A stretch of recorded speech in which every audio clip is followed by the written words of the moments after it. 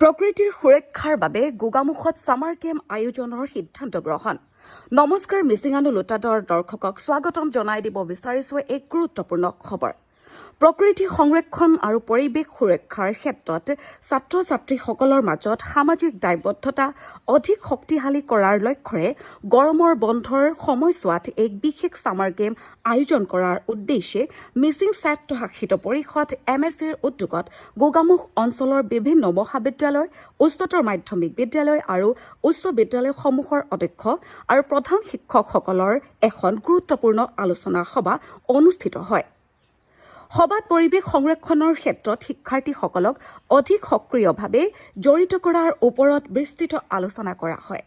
আলোচনাৰ অন্তত অহা 15 জুলাইত গোগামুখত সকলো শিক্ষানুষ্ঠানৰ ছাত্ৰ-ছাত্ৰীৰ অংশগ্ৰহণেৰে এক বৃহৎ সামাৰ কেম্প আয়োজন কৰাৰ সিদ্ধান্ত গ্ৰহণ কৰা হয়।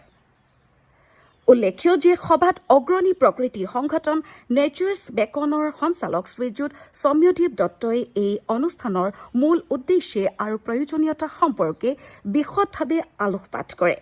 তেওঁ শিক্ষাৰ্থীসকলৰ মাজত পৰিৱেশ সজাগতা, গছ-গছনি সংৰক্ষণ, জৈৱ বৈচিত্ৰ্য ৰক্ষা আৰু সামাজিক দায়বদ্ধতাৰ মনোভাৱ গঢ়ি তোলাৰ ক্ষেত্ৰত এনে কাৰ্যসূচীৰ গুৰুত্ব উল্লেখ কৰে। এই সামাৰ কেম্পৰ জৰিয়তে গোগামুখ অঞ্চলৰ শিক্ষাৰ্থীসকলৰ মাজত প্ৰকৃতি প্ৰেম, পৰিৱেশ সচেতনতা আৰু সমাজমুখী চিন্তাধাৰাৰ বিকাশ ঘটিব বুলি আয়োজকসকলে আশা প্ৰকাশ কৰিছে।